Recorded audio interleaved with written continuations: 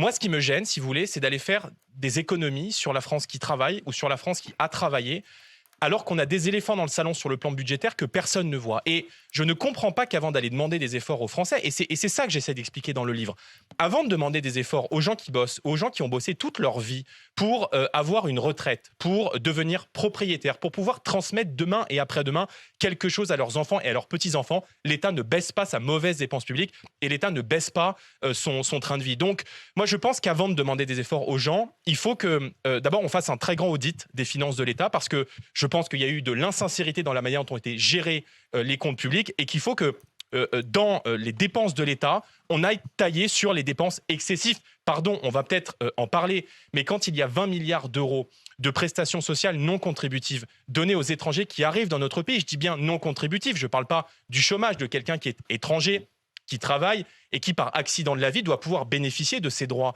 Mais comprenez Monsieur Bardella, que c'est 4% des dépenses de retraite, ce que vous venez de dire ici.